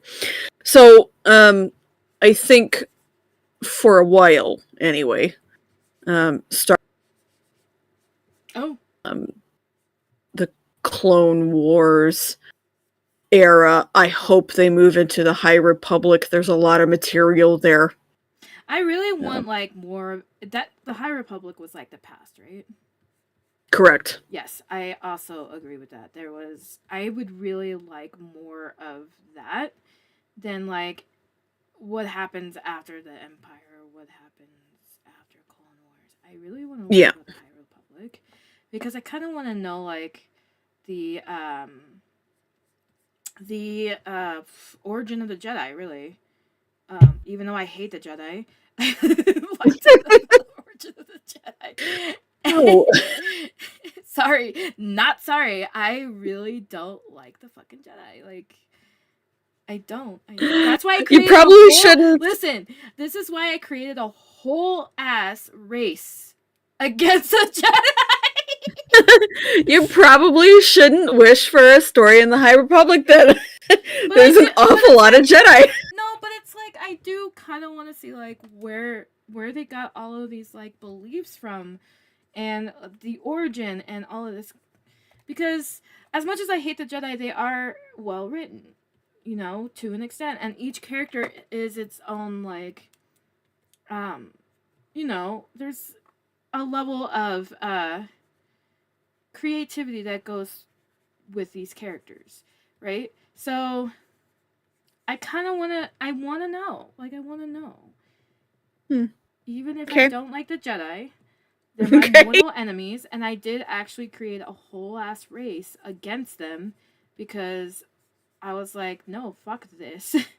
I do actually want to learn about the Jedi because it is. Jedi are well written. The Sith was well written. But I can still disagree with their shit. All right. Yep. So, that's where we're gonna go from there. So I have thoughts of my own about the Bad Batch as a whole. You're not allowed to and not. I'm just kidding. Not. Wow. Okay, I'll show myself out then. No. Hi guys. Back. No. Come back. So the story of the Bad Batch. I put in my notes that this tells a very real story. One of the writers was I think she was in the Navy. She's a vet, an actual veteran. And so she tells the story from a very realistic side of her experience. Yeah. Which definitely shows in how she writes the storyline. But when it comes to the characters themselves, for the most part, I think they're quite, and don't hate me, okay? I'm gonna hate you. That's what I'm gonna think. I think they're quite shallow. Oh. And only Crosshair gets any character development at all. I don't. And okay, that is what bothers me about this show. Listen, did you even watch the Crossroads? Yes, I watched the whole damn thing. Yeah, Thank you. So that whole conversation that Tech has with Omega about how to deal with emotions and change didn't affect you at all. No. You suck. He's still the same character afterwards. Well, he's neurodivergent. Crosshair is. He's gonna magically be like, "Oh, I have emotions now." No, of course not. None of them are gonna be magically anything because they're soldiers post-war, and they're trying to figure out who the fuck they are. They were medically and they were scientifically created in a fucking tub. Okay, but you are You are not validating my opinion. My opinion is valid too. It is. It is very valid. But in my opinion, I could still say that you're wrong, even though your opinion matters, and I but do it's agree wrong. with you. I do, I do agree with you that Crosshair has a lot of fucking development that was very, very crucial and very well written. But don't do tech like that. Just Well, like don't do tech like that. Sorry, I'm gonna. You're fucking rude. He is an Omega too. She doesn't change at all. I don't know. That is my opinion. She changes. I thought she changed a lot. I find that she is fundamentally the same person from the first episode to the last episode. She grows a little bit in her maturity, but I'm not talking fundamentally she's the same person. Okay, well, she did learn. She just doesn't. Her thinking about how to deal with situations doesn't change. And really, Crosshair is the only one whose opinions change about certain things, and he grows as a person. Wrecker, Hunter, Echo. Well, Echo changes too. He's got some character development. Wrecker and Hunter don't. They're like stones. They don't change at all. It's just I didn't like this one as much. The story was okay, but I could not. I didn't find myself really attaching to any of these characters nearly as much as you did. Nearly as much. So I think it's also because I was writing a story for this, and that's how I got into that. That's possible. Yeah, that could help. By the way, I don't remember your character's name, and rude. I'm not sorry. You are so rude. You're so judgmental. I know why. How the fuck am I supposed to remember that? No, it was the I'm not sorry part. Okay, so listen. Oh, okay. I know it's because you don't like my character. I know it's because you think it's weird. I know. I just know. How would I even know? When did you ever tell me? Oh my god. Okay, chat, you ready for this? Anybody still watching? Are you ready for this? I'm about to break this down. So, okay. Jesse, we had a whole conversation, right? It was like, it wasn't just us in chat. There were other people in voice chat. Your sister included, right? And I remember this because your sister said, "Stop judging." To you. Okay. And so we had a whole conversation about my girl, right? So for reference, everybody, the girl we were talking about is this sweet little pea right here. I gotta redo her pose and everything, but if nobody can remember, back in the way beyond days of a past live stream where we did our favorite art styles, I drew this. And the girl on the left is mine. Her name is Althea. Okay?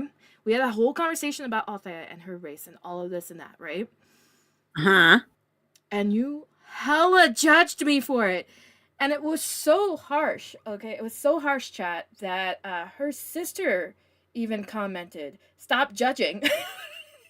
Okay, that sounds like me. I don't remember it. And it was traumatic for me. Oh my god, that was the day that I was like, I can't talk to you about my characters anymore. Because we also had a conversation about my girl from Lord of the Rings, and you were also very judgmental about her too. And I was like, god damn, I can't have any conversation with you about my original characters. Okay, the Lord of the Rings one really sounds like me, but it's probably only because she wasn't canonically correct. I'm shaking my head if anybody is wondering. So, yeah. So that was a whole thing. Okay, that So, was yes, one conversation. I was never going to remember that. So that was a whole thing. I had to redo her because she's way too tiny. She needs to be a little bit bigger. But her name is Althea. All right, that is her name. This sweet boy right here, his name is Talon. He is Ducky's OC. Oh. That is my other girl, the daughter of my OG Star Wars OC, okay? Her name is Naomi. And then, gotta find her first. Nope. There she is. And that's Whitney's OC, Taylor. So there's the OCs of our Bad Batch story. Yeah, I knew the other one was Whitney's, but I wasn't gonna remember that name either.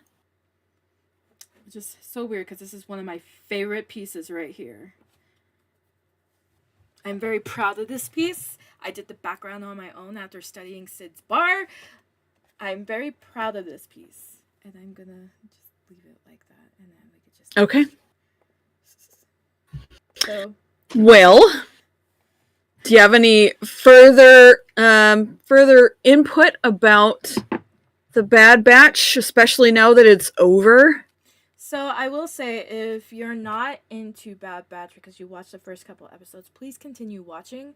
There are critical points in the series that kind of tie into other series, like the Clone Wars, the Rebels, Ahsoka, Mandalorian. So I think it's still important if you want to get those connections to the other shows and to the universe itself.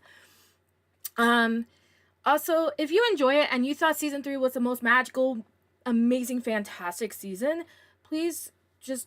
I'm very critical when it comes to the Star Wars shows.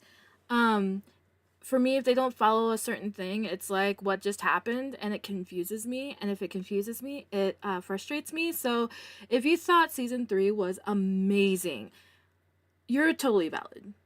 It was great animation. There were a couple of pieces. Everyone but me. There was a couple of pieces of animation that was amazing.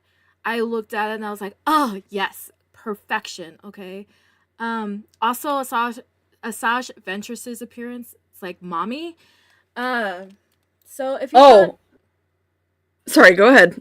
I'll come back to my thought. If you thought season 3 was amazing, you're completely valid. So don't think that, like, just because Jesse and I go, oh, season 3 wasn't that great, it's like invalidating you and your opinions about season 3. That is not what we're doing. We're just giving our opinions of how we viewed it as. So you're totally valid. Because Bad Batch for me is an amazing show, but it could have been better. Like, it's not Rebels amazing for me. Look, so I love Rebels, and from everything I hear, Rebels is like the least liked show of the animated Star Wars shows. That's funny. So I don't have a single friend or acquaintance or anybody from the Star Wars servers who said that Rebels sucked. Oh, I don't... Well, I have heard people say that they genuinely disliked it for the animation style alone. Okay, so I have heard from one person that the animation style of Rebels was trash. And I've heard that it's bad, it's made for kids, it's this and that and the other thing, whatever. So, I fucking love Rebels, and I wasn't that high on the Bad Batch, so if you like the Bad Batch and you don't like Rebels, that's fine. Or you could be like me, where you're like heavily critical, but you still love the Bad Batch. That's, like, we all have our different opinions of what we like, and you are more than valid to have those opinions. And they're right. There's no wrong answer. There's no, like, oh, Bad Batch was objectively bad. No, it's subjectively. To some people, and to others, it was the most amazing show on the face of the planet. There's no objective viewpoint that says that this was objectively bad. Even, like, critics, like professional critics who bash shows or movies, that's just, like, some overly critical shit. Like, how Jesse and I broke down season 3. So, you're totally valid. If you thought this was an amazing show, amazing season, I mean, yes. Yes. Just yes. Yes to all of the above. So, back to my thought before I forget it. Just gotta leave this. Asajj is going to show up later in something. So there was a theory on TikTok, and I saw it today, and I was like, "What the hell?"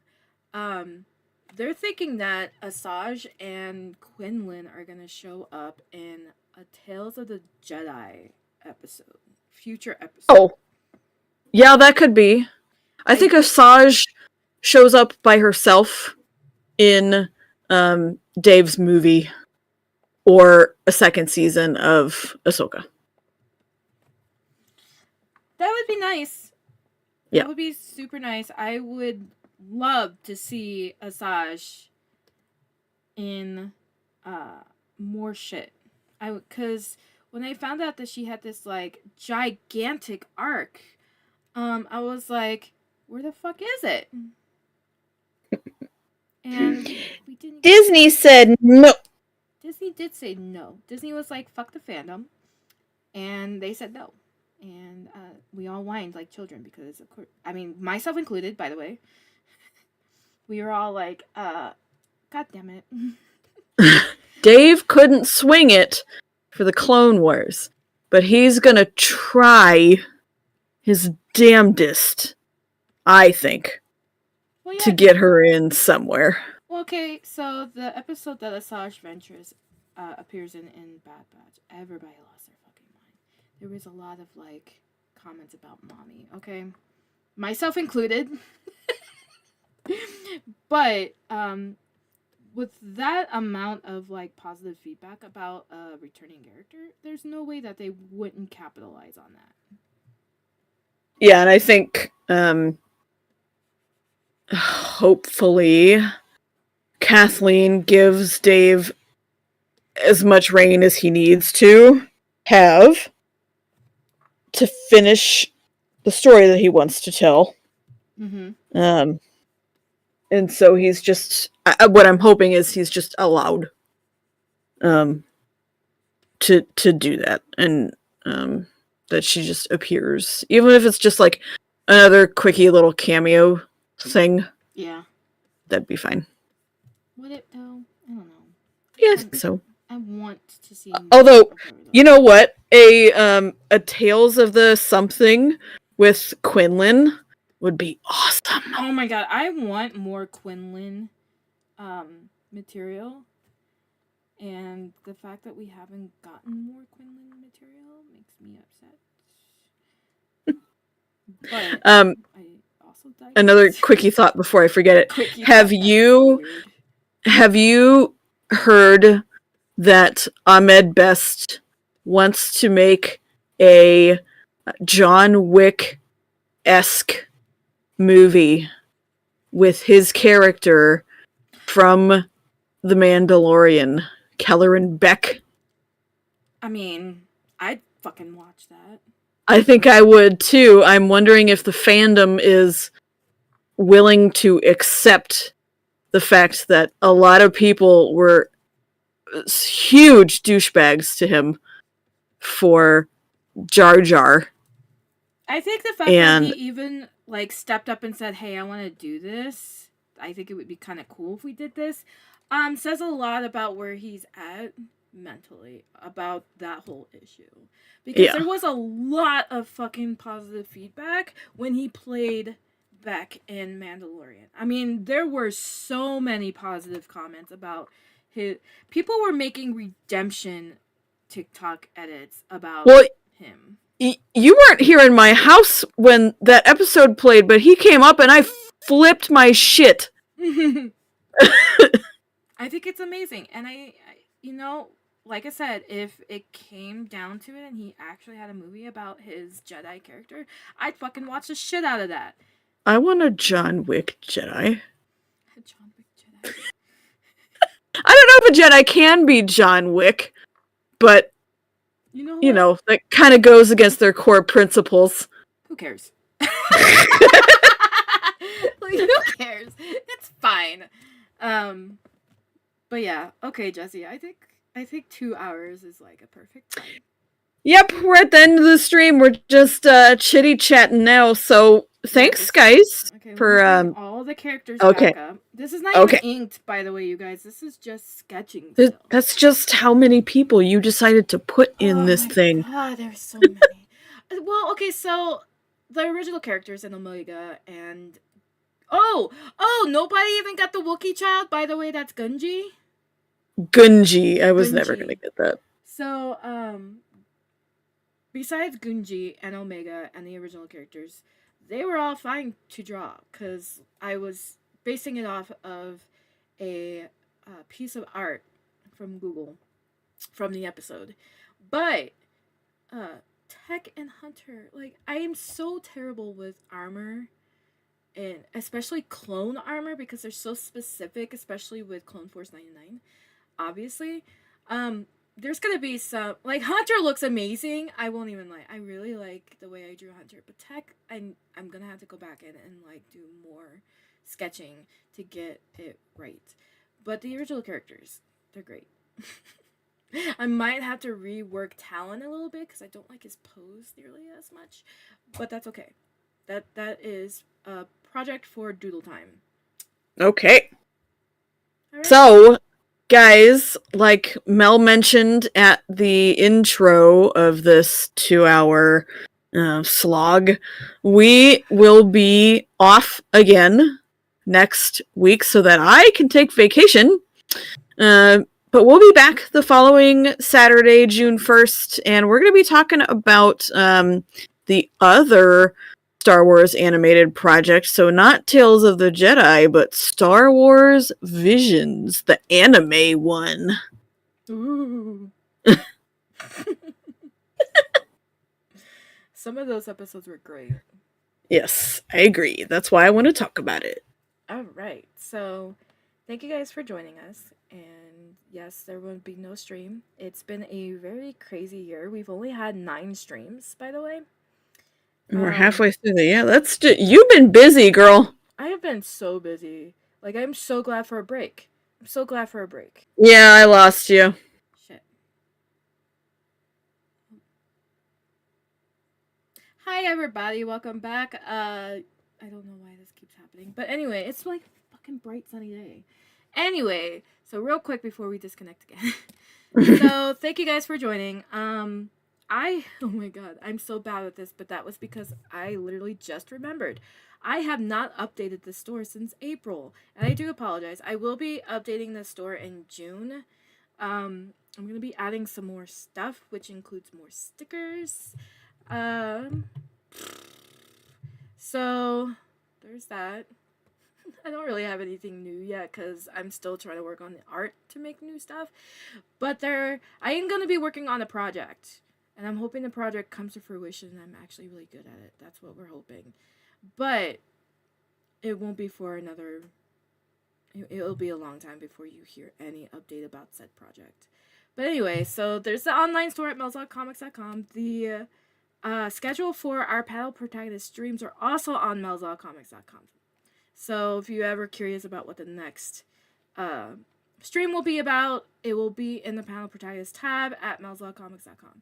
And then follow me on Facebook and Instagram at melzlog for all updates, including where to find me in the wild, any new artwork that is posted. I've posted new artwork quite regularly, actually. I'm pretty proud of myself for it. As well as stream updates.